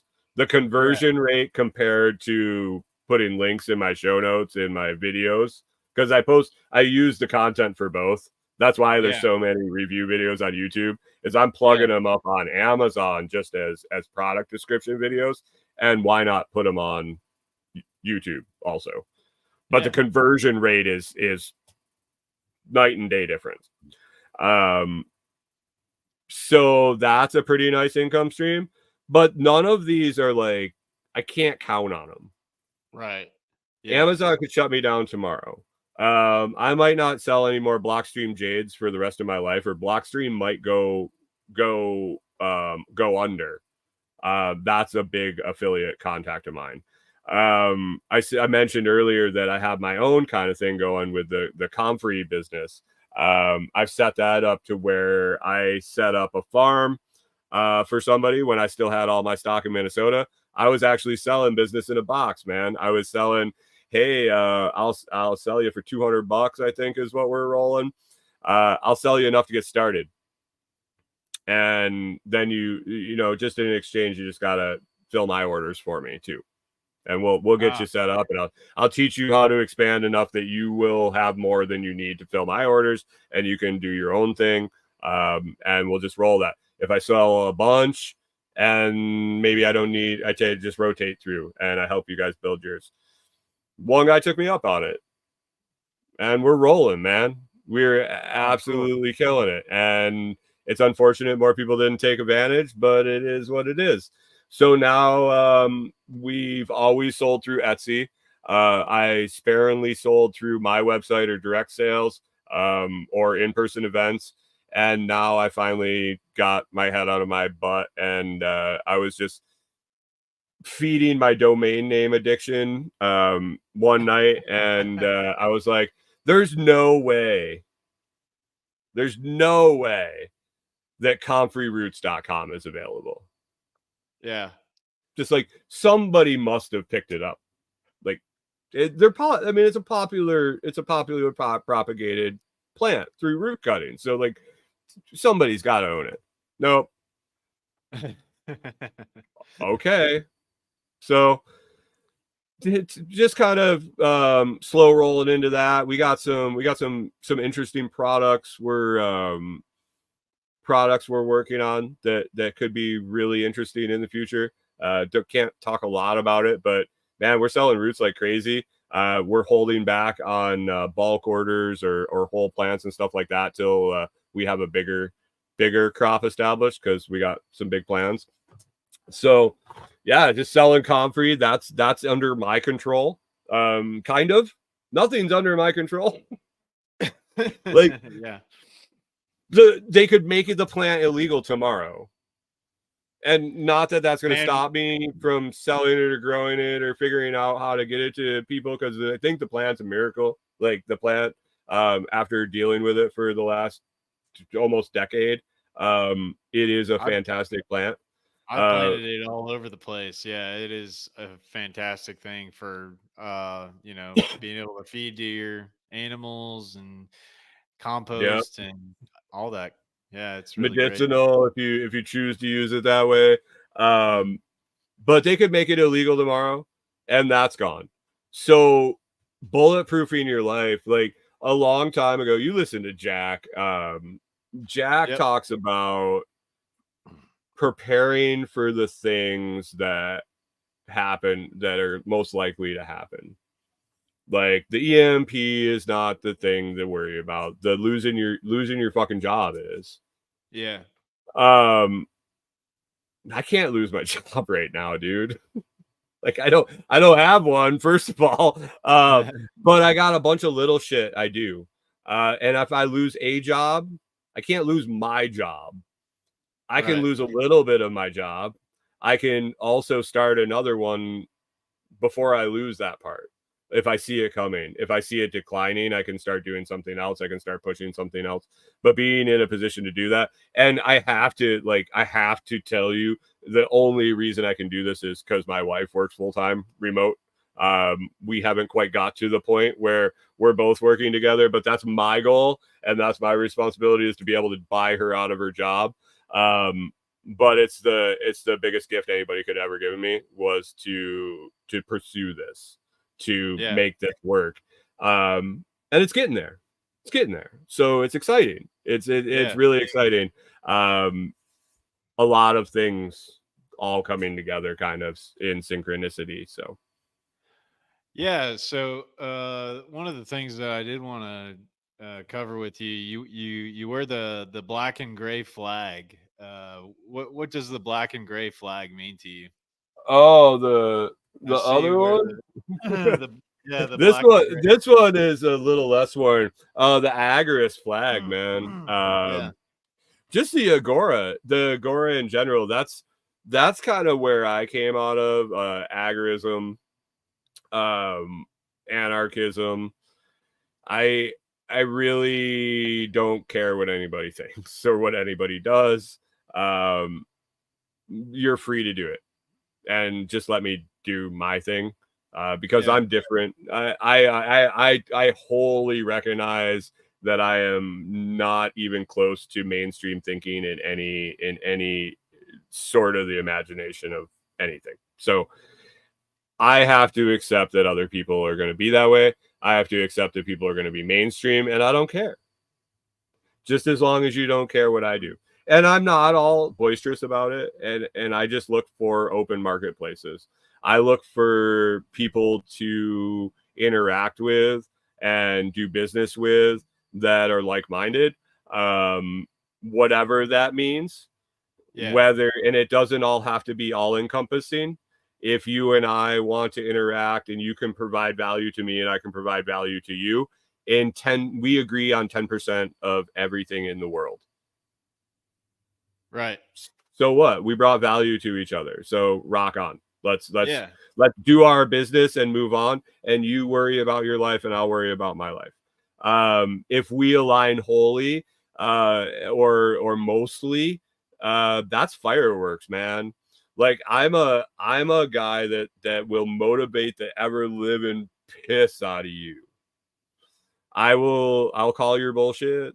I'm a very good I'll hold you accountable. I'm really good at that. Yeah. I'll tell you what I think. Hopefully, you like it. If you don't, then it is what it is. But man, let's just be valuable to each other. We don't need to participate in all their bullshit. Right. Like, there's enough of us around. There's enough of us out there that are willing to interact privately. That why shouldn't we? Absolutely. Yeah, I really think that that is, if you're looking for some solutions out there, if Talk if to you can people. yeah, if you can do something to do value for value exchanges with the folks that are in your community and in a network that you build, that's That can very be valuable. online or in person. It doesn't Yeah. need to be in person. In person is valuable. Man, check this shit out. I mentioned we had a work day at Tim's before fall SRF where we got a bunch of stuff done. So I had been here for 5 months, I think, at that time. Been working at Tim's property, kind of scoping up the local area. Didn't really come outside the bubble of the town I was in. I'm in a town of like 500 people that we're staying in. Kind of worked my knowledge of how to get to know the area. I talked to the gas station guy. I talked to the post office lady. I talked to the bar owner who happened to be the gas station guy. I kind of started talking to the guys that are driving dump trucks and bulldozers, and I see him at the gas station. I just bullshit with him. That's who I am. I'm the Yeah. blue collar guy, and the blue collar guy that works on people's shit, or the blue collar guy that runs the gas station or the bar or the post office. They know fucking everybody. Yeah. They don't have to like them. They don't have to know them. They don't have to interact with them, but they do interact with them on a daily basis, and they know everything. They hear everything. So you want to know about an area? Talk to the people that know everybody or knows everybody's fucking business. Yeah. So roundabout, I learned about the area.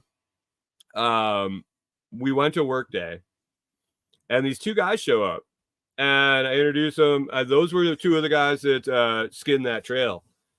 They were like, "Hey, we're just here for a little bit. We listened to Tim's podcast. We're kind of local, blah blah blah.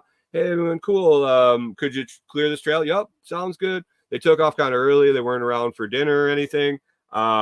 We kind of had a little chat, got to know each other a little bit. Turns out they live like 10 minutes from me, where we're staying. Oh, They had wow. moved here from New Hampshire. They were volunteering at SRF.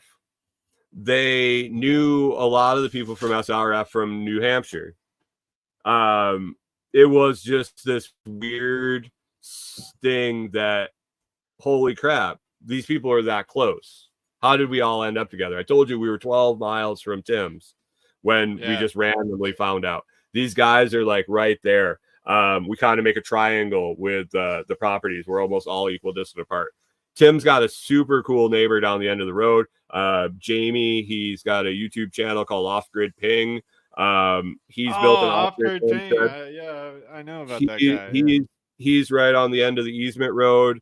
Awesome guy, really cool to hang out with. He did a chainsaw demo at SRF this year, doing the Alaskan mill stuff. It's just this weird meld of people coming from different places, just looking for something and not really knowing. And we're all kind of connecting in Wow. different ways. We're all meeting through different channels. And I've done lots of work. I've become really good friends with Norman and Herschel that moved in here that we met at Workday. I've worked with them. They've helped more at the property. They'll probably help with whatever plans we have going forward.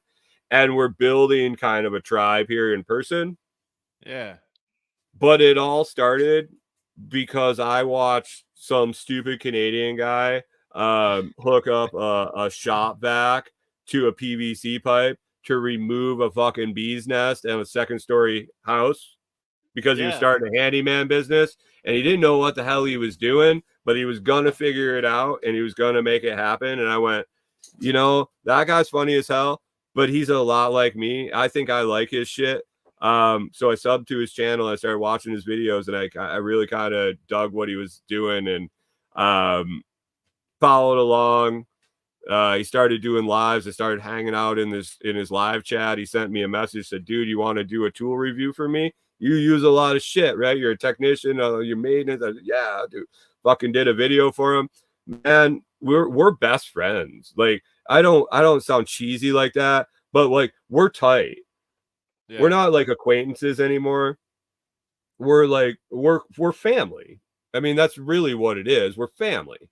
And that's because I watched the dude's YouTube video and built a relationship. That was like 6 years ago or something. It's not like it happens overnight. Yeah. But all these connections that have happened that are all around me right now were because I watched the dude's YouTube video. So make your YouTube videos, people. You don't know what it's going to do. You don't know what it's going to lead to in your future.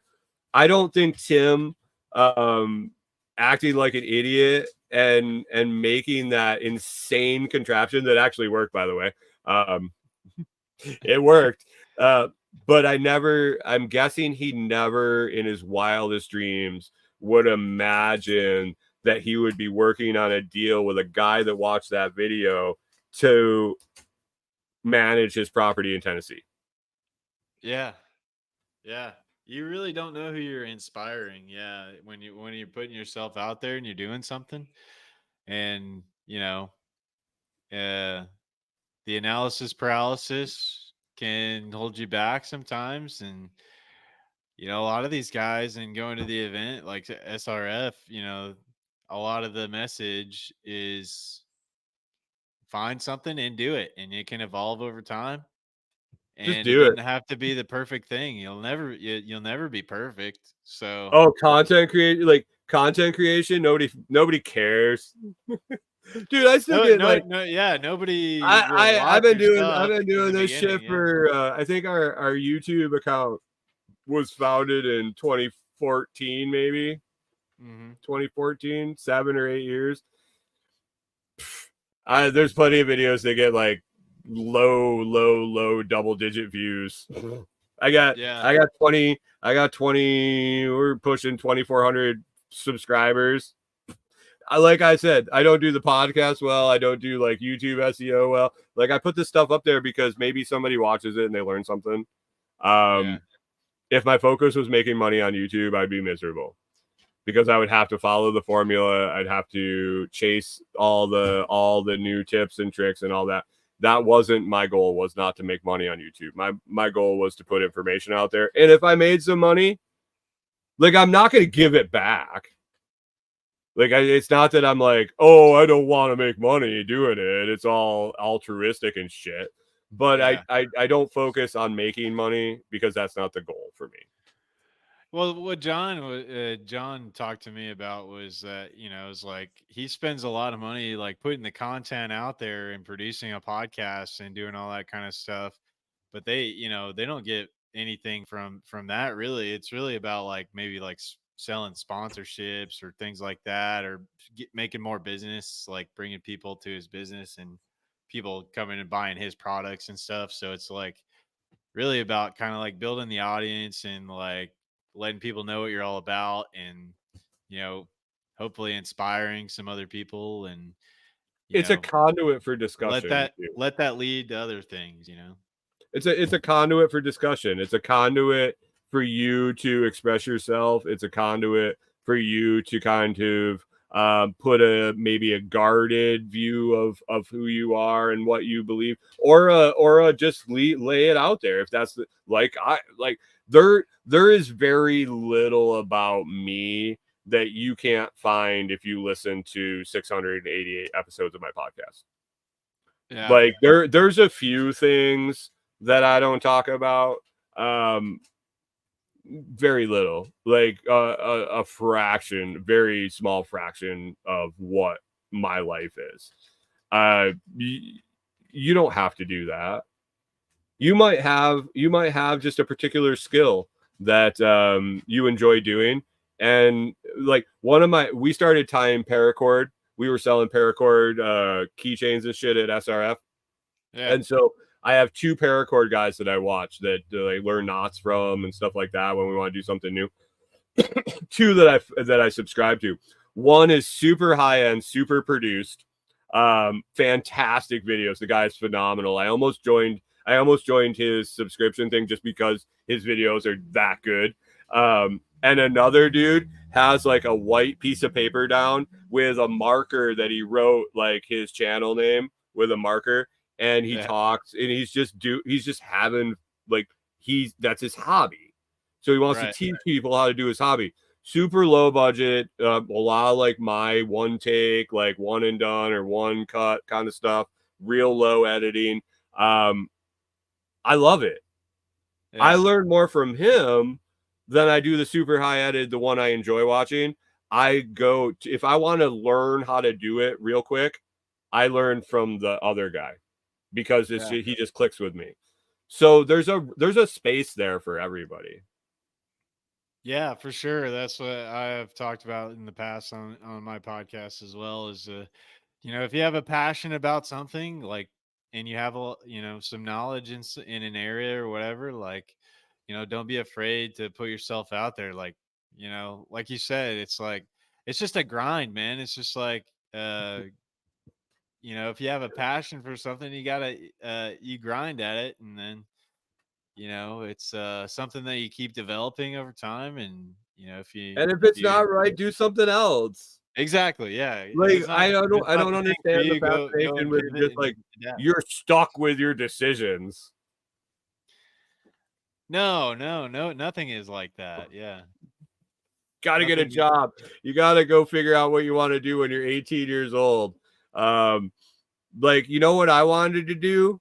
I wanted to find some chick and find some guy to buy me a case of beer, and I wanted to go out in a field with a bunch of my buddies and have a bonfire and drink a bunch of beers and hopefully feel some girl up or maybe really get lucky. When I was 18, that's what I wanted to do. I was in no position to make a decision on what career I wanted to do for the rest of my life. I didn't know what I wanted to do after golf the next morning. How am I supposed to make a decision for the rest of my life and decide what I want to do, what I'm going to be happy doing? Dude, I'm 46 fucking years old, and I finally figured out what I'm happy doing. I'm happy doing a bunch of different things. But all of it is kind of really cerebral and design oriented and systems thinking, long-term thinking. I do the little stuff to make the money, the affiliate links and the videos and all that shit. But planning out projects, I happened into that. I put it all together at one point, and I looked at all my jobs and the parts that I liked and the parts that I didn't, because I went to all the different industries. I pieced it all together and went, wow, I should be like making shit up. I should be designing some stuff. And what do I want to design? I really enjoy growing plants. I really enjoy working with animals. I really like being in nature. I loved hunting. I loved hunting so much. I love bird hunting, like goose, snow goose, Canada goose, ducks. I could give 2 shits if I ever shot a bird. I loved calling them. I loved calling them and watching their reactions. I was a horseshit goose caller. My brother-in-law was a phenomenal goose caller. He was a phenomenal duck caller. Being in a boat with him and watching the birds react to him, mimicking them or doing things to irritate them or whatever situation you were in, that's what turned my crank. Like, I could care less if they came and I shot them. I loved watching and observing them and learning the aspects of it. And then once I learned it, I couldn't do it. Like, I could have. I didn't want to put the time in to be a caller. Like, it takes a shitload of practice that I didn't have time to do. I was done with it. Like, I was fulfilled. Like, now I can go watch a flock of ducks and I can listen to them, and I can listen to the ducks on the pond, and I can listen to the ducks in the air, and I can know how they're communicating. I might not know what they're saying. Obviously, I don't speak to the animals, but I was in a duck blind enough with a guy calling who had researched what the calls were. Like, this is a mating call. This is a territorial, like, I'm bowing up and you're not coming in my pond. This is my bitch. That's this call. Watch how they react. It was, I can do that now. Like, I can go down to the river and watch that shit happen because I took the time to go hunting and be out in nature and enjoy it. That's fucking cool, man. Like, I love that shit. And I can do that forever now. Yeah, you know what? In our modern society, it's like we have become quite disconnected from that nature, but it almost seems like there's a call back to it now, and there's like a kind of a renewed, like, um, even exploration of what that even means, what it even means to be a human being, really. And Go if outside, take your shoes off. Oh, I strive to be barefoot, by the way, too. That's another weird shit I'm into. But go outside, take your shoes off, and stand in the grass. And if you're lucky enough to not be in a suburb, you're lucky enough where you can go out in your backyard and it's dark, or it's not a traffic. Like, night's nice because there's not a lot of traffic and noise and people are sleeping. But just stop and listen. Just stop and listen and slow down and let your feet feel the earth, and just you kind of just go, and everything starts getting louder and you start hearing more different shit and you're like, oh wow, it's still there. like all this bullshit doesn't matter. It's here around us, and learn from it. Being on the homestead in Minnesota and starting to observe stuff and learn from what was going on, the things that were happening. Like, I would cut a path and I would see how it would grow back, just because I was too busy to keep maintaining the path. But I watched how it progressed on itself. The first time I heard Spirko explain, like, pioneering species and thorn bushes over tree saplings and how the edge of a field develops and how the forest spreads out into a field, I was like, that's pretty fascinating. That's really cool. I heard it kind of I started listening right after we bought our farm, when on my commutes. And then I saw it happen in my field. There were a couple of years we couldn't get it brush hogged. I was walking on the edge of the field and I was like, look at all these blackberry bushes. Holy shit, look at this. And then I was looking at the tree line and I looked under the blackberries and there were all these tiny little trees. And the blackberries were protecting the trees from the animals from eating them so they could get big enough over the blackberries. Yeah. And then they grew out over the blackberries and they shaded out the blackberries, and the blackberries needed somewhere to go. So they pushed further out and then died out underneath the trees. And I watched this shit happen over about 10 feet, 15 feet on the edge of my field. And I was like, holy shit, he's right. What else does this fucker know? And I went down that spiral. Man, I had a 180-minute drive every day. Every day I worked, and then I had 12 hours a day to listen to earbuds, and I just consumed so much information.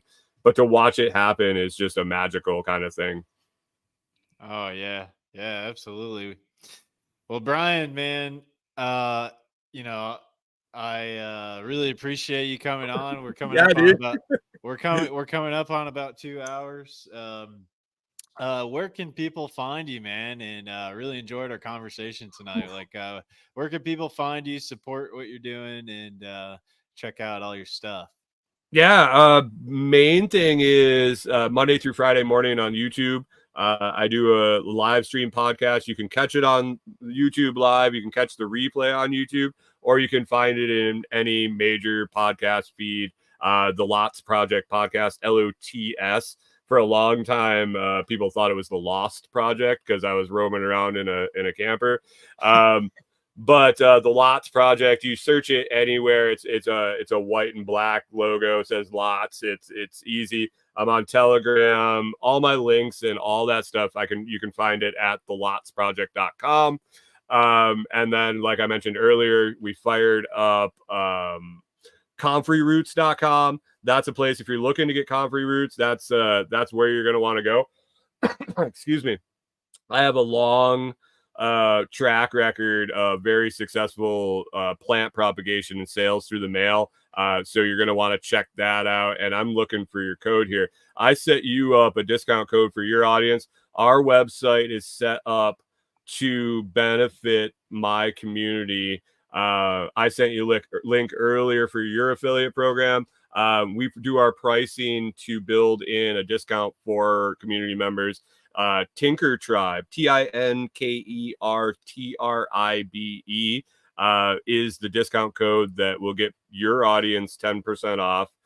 Order there at comfreyroots.com. And then when you sign up for your affiliate and you use your link, you'll get 10% too. So I like to benefit our community members. If I sell full price stuff to people that are just finding us, come on board. Let's learn about it. But people that I interact with, people that we hang out and we've met in person, we've shaken hands. Yeah, man, like spread the love. There's enough to go around. So I'll email or I'll shoot you a message with that stuff, and you can get your link out to your audience and get a little benefit from this too.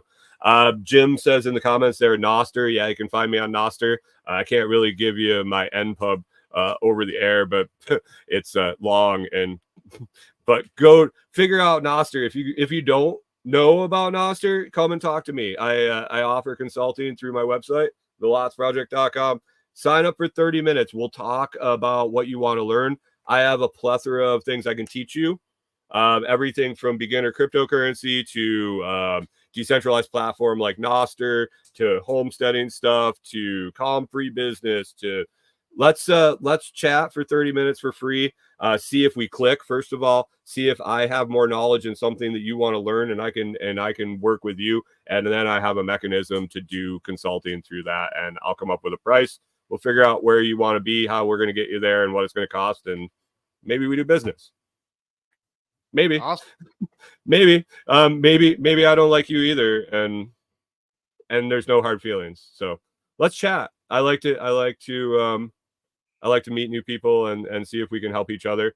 And maybe you're going to make money off of me because you know more about something I'm looking to learn. So. Well, excellent, Brian. I really appreciate. I'm a great salesman on my consulting, right? I might not like you, so I don't want to work with you, and maybe I'll hire you even though you don't do consulting. Well, hang around after I end the stream. I'll make sure that I get all that stuff in the show description and all that stuff that you talked about, so that can get in there. And thank you so much, Brian, for taking the time out to talk to me tonight. It was great getting to chat with you and getting to know you a little better. Yeah, we'll do it more. We'll do it another time. We'll have like a random topic or something. Yeah. Yeah. And I've almost been thinking about trying something new, which is like kind of getting like maybe roundtable discussions and just like sending them out to people. And like, if you can make it, you jump in and like we just kind of talk about different topics and kind of do something like that. So I'll let you run it. I did one for I've done several actually, and I'd love to participate every once in a while. So cool. All right, man. I appreciate it. Let me thank you guys for tuning in. Everybody that was in the chat room. Appreciate all you guys coming by to check out the stream. If you got some value out of this, share it with a friend if it can help somebody out. And thanks again. We'll see you guys next time. Peace.